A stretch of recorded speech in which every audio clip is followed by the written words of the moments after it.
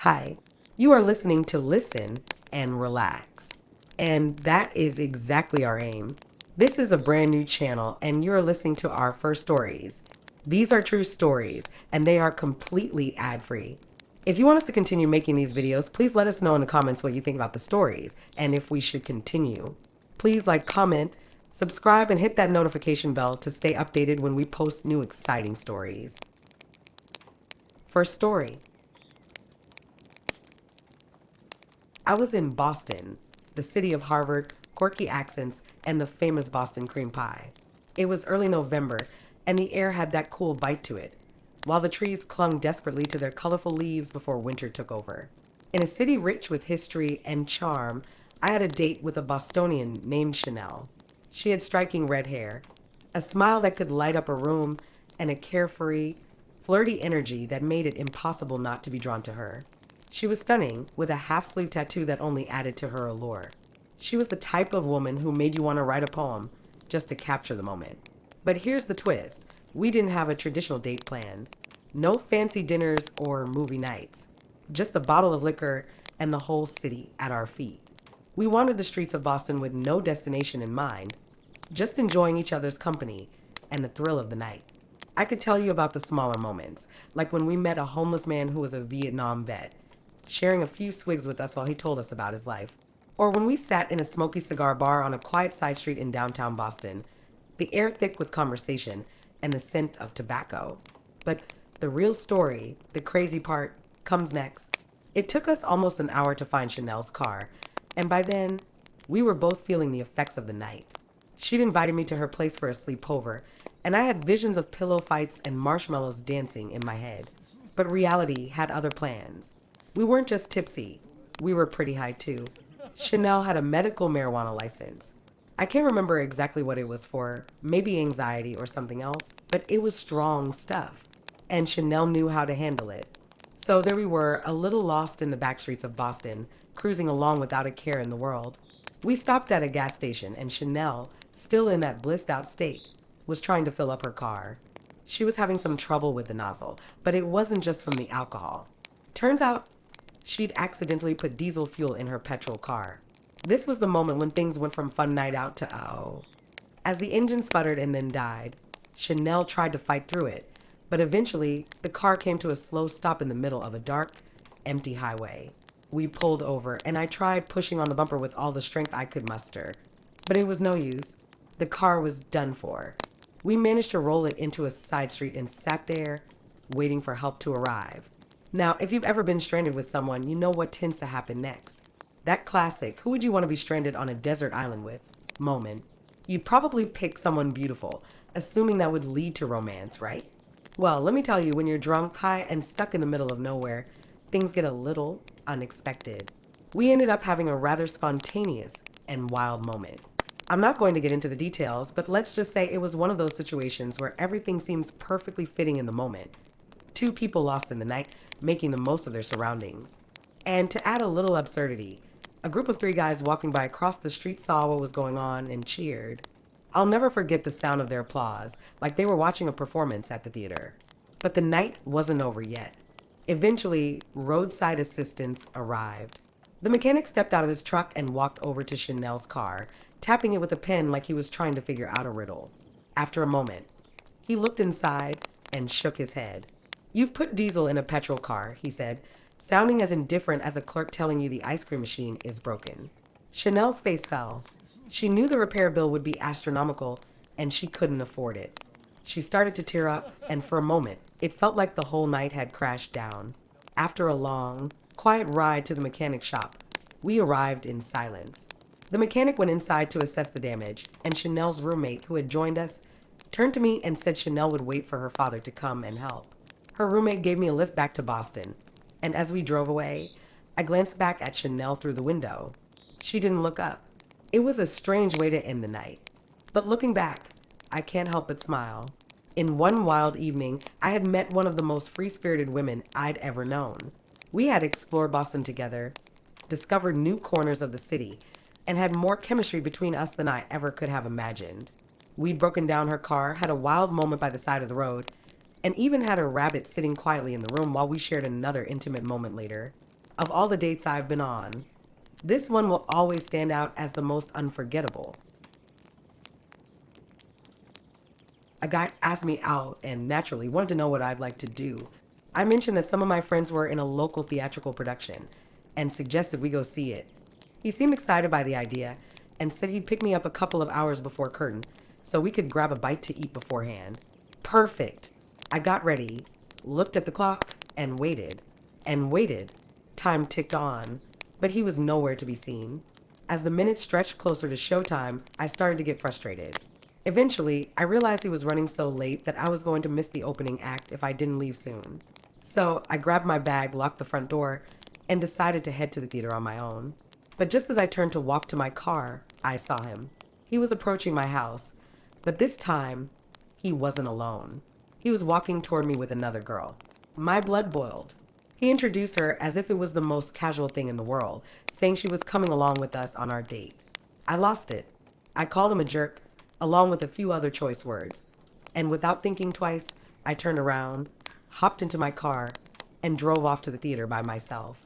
I arrived just in time, sliding into a seat just before the curtain went up. As the first act started, I took a deep breath, trying to shake off the irritation. Then, in the middle of the show, I heard the shuffle of footsteps coming down the aisle. Of course, it was him. And the girl. They excused themselves past several people in the row, making their way right to where I was sitting. Douchebag. Yes, that's what I was calling him in my head at that point, sat down on my left. His new girlfriend sat down on my right. There I was, literally trapped in the middle of a date I never wanted to be a part of, awkwardly scowling as they tried to settle in.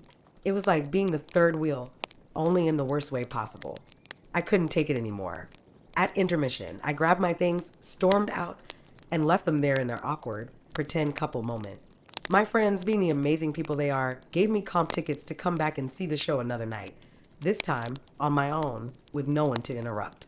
And that was the last time I'd ever go on a date with that guy. I met this guy online. From our phone conversation, he came across as talkative and outgoing, so I was looking forward to meeting him in person. We agreed to meet at a coffee shop, and as I walked in, I noticed something odd. He was sitting with his back to the door, turned completely away from where I was entering. It was almost as if he knew I was coming but didn't want to face me. Maybe he was shy, I thought. I walked up, introduced myself, and went to offer a handshake. But to my surprise, he seemed a little reluctant to shake my hand. I brushed it off. He must be one of those shy types, I figured. Then came the awkward part. We sat down, and the conversation quickly stalled. The guy who had been so chatty over the phone barely spoke. It was just one awkward sentence after another, like pulling teeth. Nothing much, he said. That's all I've got to say about myself. Okay. I also noticed he couldn't seem to settle in his seat. He kept fidgeting, shifting around on the couch. It was strange, especially since he had plenty of space to stretch out. But he kept standing up slightly, moving around, and then sitting back down. I didn't think much of it at the time. Maybe he was just nervous. After a short and uncomfortable conversation, we parted ways, and I went home. Not long after I walked in the door, my phone buzzed with a text from him. I opened it, and it read, "I liked your breasts, that's the main attraction." And just like that, the silence, the fidgeting, and the weird vibe all made sense. Suddenly, his strange behavior was crystal clear. He hadn't been nervous. He'd been distracted. I just hadn't realized why until now. I matched with a woman in her early 30s on Tinder. She was attractive, studying nuclear physics, and had a profile that mentioned she loved trance music. Perfect. She seemed to check all the boxes, so I was excited to meet her in person. Our first date was a brunch at the Pond House Cafe in West Hartford, where I was living at the time. She was exactly my type, tall, dark-haired, and had a great figure. Things were looking good. When I arrived, she was already seated at the table. So I greeted her, and we exchanged pleasantries while we waited for our food to arrive. We made small talk, and then she asked me what I did for a living. I told her. Then it was my turn to ask, "What do you do?" She smiled and said, "I'm a full-time mama for kids." Wait, what? For kids? I was honestly speechless.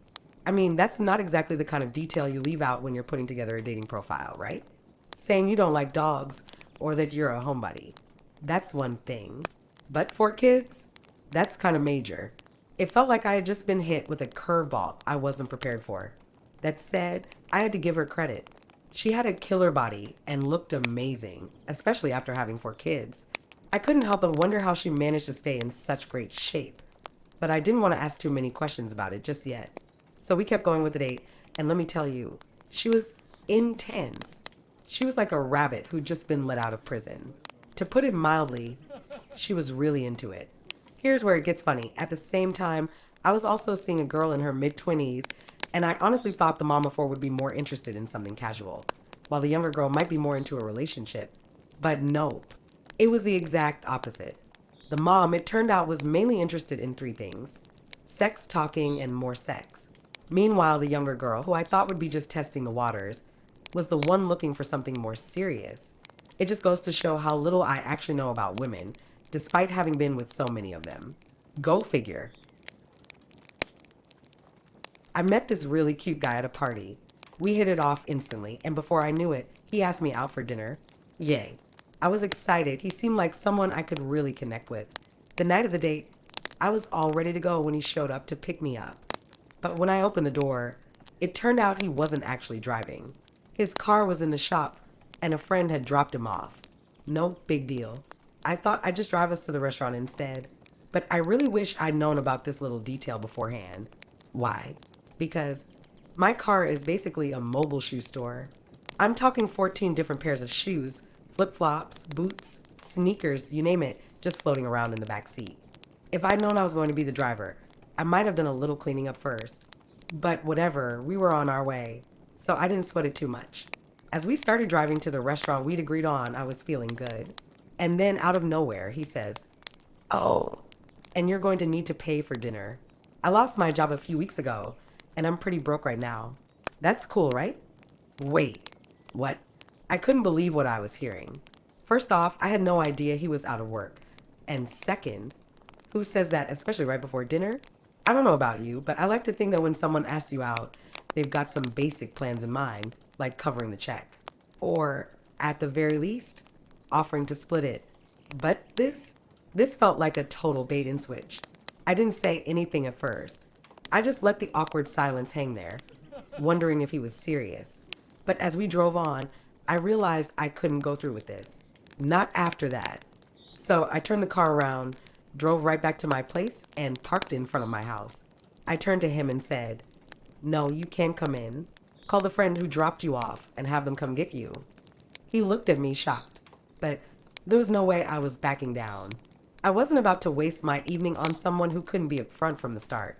I'm all for being understanding, and if he'd been honest about his situation earlier, I might have been fine with doing something low-key or free.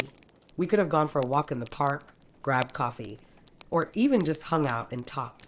But this whole situation felt off. Too many red flags.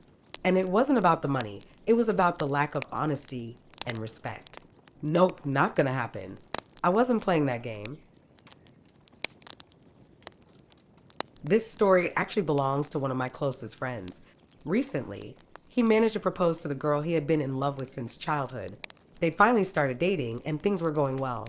The girl was open about her feelings, very affectionate and uninhibited. But my friend, well, he was a shy guy. He never really had the stud image back in school, so he was always super conscious about his every move. One day, the girl suggested they spend some alone time together and pressed him to visit a park. He wasn't feeling great. His stomach was in turmoil, but he didn't want to say no. After all, this was his first girlfriend, and he wasn't about to ruin the moment. So, he agreed. They ended up sitting on one of those long benches, the kind you usually find on railway platforms. The girl was feeling lazy and romantic, laying her head in his lap, while my friend was in a bit of a hellish situation. His stomach was churning, and he really, really needed to fart. But, of course, he couldn't. He didn't want to embarrass himself in front of his new girlfriend. He could feel the pressure building, and it was intense. The kind of pressure that makes you think you're about to explode, but he held on. As the minutes passed, the pressure only grew. The girl, meanwhile, was drifting off to sleep on his lap, completely unaware of his internal battle. He was in agony. It felt like a ticking time bomb. He knew that if he held it in for too long, it would come out with a bang, and that was something he couldn't risk. Finally, he decided that he couldn't hold it any longer. Being a science student, he knew what would happen if he tried to keep it in. So he came up with a plan. He'd let out a little bit at a time, silent, controlled, and hoped the wind would carry it away before the girl noticed. So he let out a tiny, silent fart, hoping it would go unnoticed. The girl was still peacefully sleeping, and he breathed a sigh of relief, thinking he'd gotten away with it. But, of course, fate had other plans. A few minutes later, the girl suddenly jolted awake, her eyes wide with horror. "Have you been farting for the last 15 minutes?" she shouted aghast. My friend turned beet red, completely mortified. He tried to explain that he'd been having some stomach issues and that it wasn't just the sound he was worried about. It was the smell, too. He had no idea how to explain the whole situation without dying of embarrassment. To his surprise, the girl actually understood. She didn't get mad or laugh. She just nodded sympathetically. "It happened," she said, before pulling out some deodorant from her bag. A few quick spritzes later, the air was fresh again. And that was it. My friend learned that sometimes things don't go exactly as planned, but with the right person, it doesn't matter. Even a potentially embarrassing moment could be smoothed over with a little humor and a good dose of understanding. It was 2012, and let me tell you, getting a Tinder match back then was like finding a needle in a haystack. But one fine Sunday morning, I woke up to a match with a super cute girl. I texted her right away, and we hit it off chatting about the usual stuff. Nothing too exciting, just the typical small talk. We were both free that day, so we decided to meet up for a quick lunch with some beer thrown in. Things were moving fast, but in a good way. I got ready, put on my best, I'm trying to look cool, but not too hard outfit, and headed to the place we agreed on. I got there a few minutes early, booked a table for two, and waited. 5 minutes later, she walked in. I recognized her immediately. She was even prettier in person than in her photos. Score, right? But there was one thing that caught me off guard. She was carrying a laptop bag. She walked over, and we exchanged pleasantries, shaking hands. I was definitely feeling good about this. We sat down, and I ordered us some beers and pizza. But then, things took an unexpected turn. She pulls out the laptop from her bag and says, "You work in IT, right? My laptop's been acting up. Could you take a look?" I was a little taken aback, but hey, I work in IT, so sure I could handle it. "What's the problem?" I asked as I took the laptop from her. "It keeps freezing," she said, "and I've lost so much work. It's driving me crazy." I thought, okay, no big deal. I can fix this. So for the next hour, while we chowed down on pizza and downed our beers, I worked on her laptop. It was a strange kind of date, but I didn't mind. The time passed quickly, and by the time we finished the pizza and the beer, I had managed to get the laptop working again. "There you go," I said with a smile, feeling pretty pleased with myself. "It's not in perfect condition, but it should work for now." She thanked me, said I was a sweetheart, and then poofed before I could say another word. She grabbed the laptop, stuffed it back in her bag, and bolted out the door. Just like that. It was, honestly, kind of bizarre. I sat there for a moment, staring at the empty space where she had been, completely confused. She didn't even say goodbye. It was like the whole date was a side note to her laptop issue. It was a strange encounter, but hey, at least I got to help someone out. Just not sure it was exactly the kind of date I had in mind. It was 2012, and I was a student at NYU. One day, I met this beautiful girl on campus. She was a sophomore from Chicago, and we really hit it off.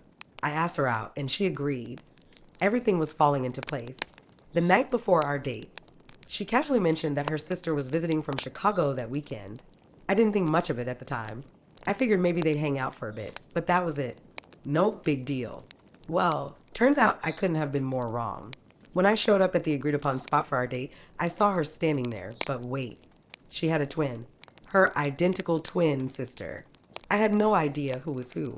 I was trying to play it cool, but inside I was freaking out. I had no idea which one I had been talking to the entire time, and neither of them gave me any hints. We went through the whole evening, and I was totally confused. They looked the same, sounded the same, and had similar mannerisms. I kept trying to pick up on subtle differences, Maybe one had a different laugh or a certain way of sitting, but nope, nothing.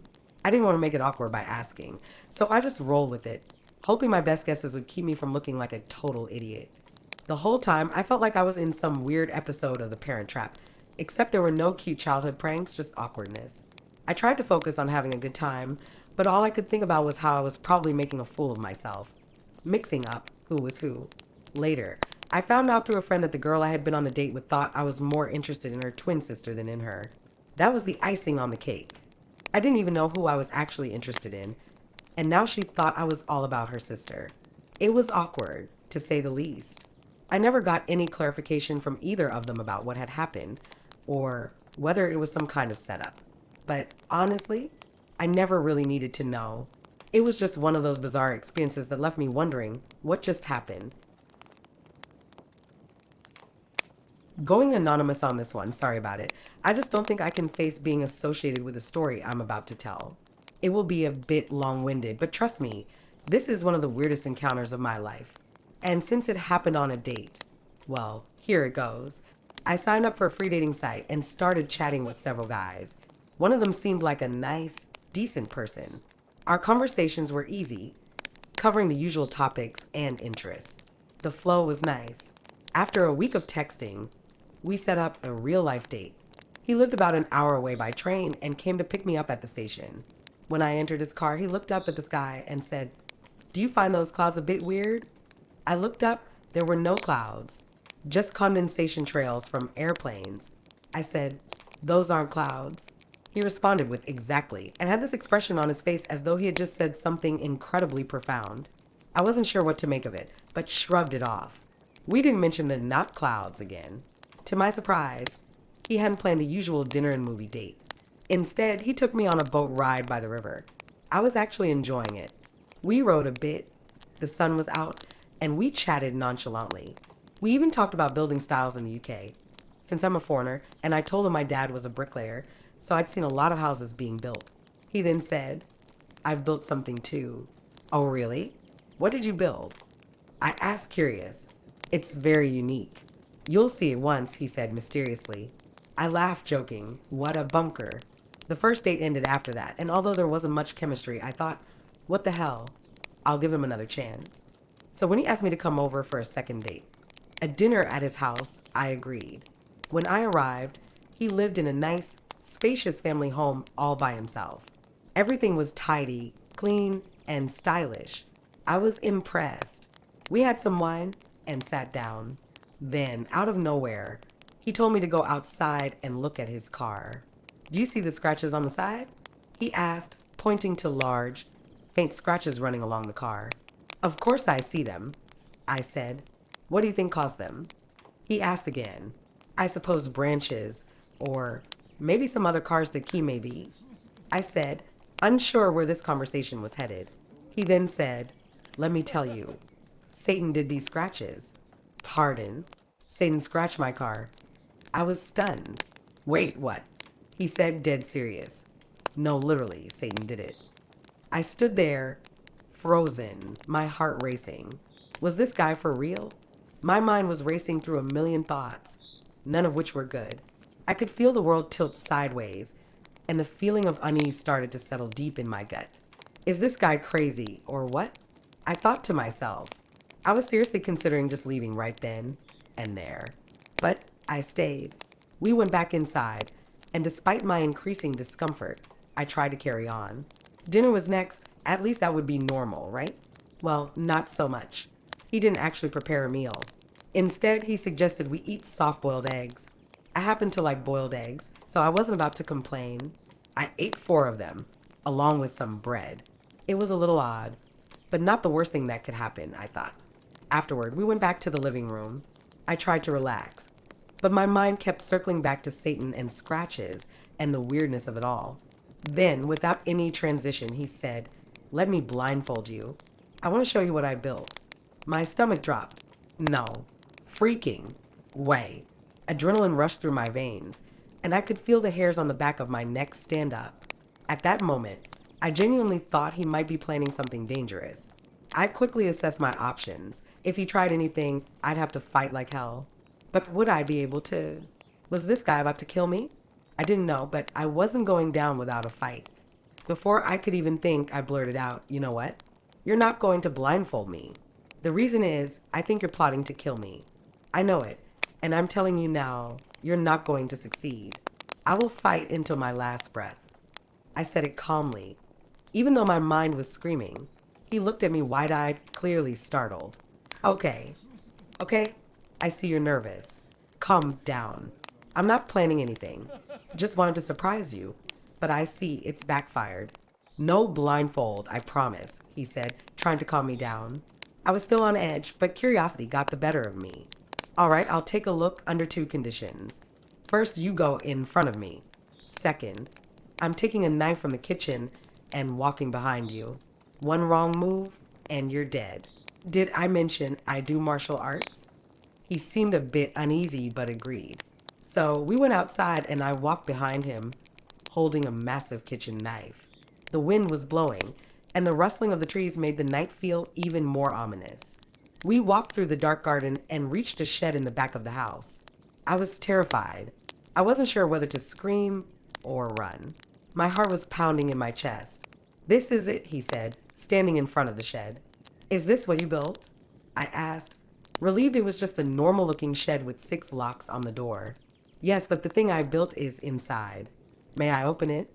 At this point, I was fully prepared to run. I nodded, and he unlocked the door. The first thing I saw was a big axe on the floor. My heart skipped a beat, and I jumped back, pulling the knife in front of me defensively. "Inuit, is this your murder weapon?" I shouted, panic rising in my chest. Sorry. It's not meant to be there. I'll put it away," he said quickly, looking nervous. "Give me that axe. Handle first," I ordered. He did as I asked, handing over the axe. Then he stepped aside, and I slowly peered into the shed. At first, it seemed completely normal, just some gym equipment and gardening tools. But as I glanced around, I noticed something in the corner of my eye. It was a pile of doll heads, hundreds of them, scattered on the floor. Just doll heads, staring up at me with empty eyes. My blood ran cold, and that's when I realized this guy was absolutely insane. So after we stepped into the shed and I saw the pile of doll heads, my gut was in a complete knot. But it didn't end there. He casually said, "Let me show you something else." And before I could process what was going on, he moved aside, revealing something that would top everything that had already happened. A submarine hatch door. I froze. My mind was racing with 1,000 thoughts, none of them good. My heart was pounding in my chest. I felt like I was stuck in some kind of twisted roller coaster ride I couldn't get off. He opened the hatch with a key, and suddenly I was staring down into a dark hole with thick concrete stairs leading down. I was in shock. This was no ordinary shed. It was some kind of nuclear bunker he had built himself. I was almost too stunned to speak. All I could manage to say was, "You really built a bunker?" "Yes," he replied bluntly, like it was the most normal thing in the world. "Would you like to go down and see it?" Now I knew at that moment I had 2 choices. I could run, but I wasn't sure where that would lead. I didn't know if I'd make it out alive, and honestly, at this point, I didn't even know what kind of insane situation I had stumbled into. But I also didn't want to upset him. Who knew what he'd do? So, with my heart in my throat, I agreed to go down. We descended the stairs, and the air down there was cool, stale, and heavy. The walls were thick concrete, and there was something about the whole setup that screamed end of the world prepper. I tried to keep my cool as I walked through the bunker. He proudly showed me around, and I couldn't help but notice how unfinished it was. There was no air filtration system, no pollution measurement equipment, no surveillance system. Basically, no way to survive in there for more than a few hours without suffocating. I said something to that effect, half joking. "Well, I think you need a bit more than just concrete to make this work.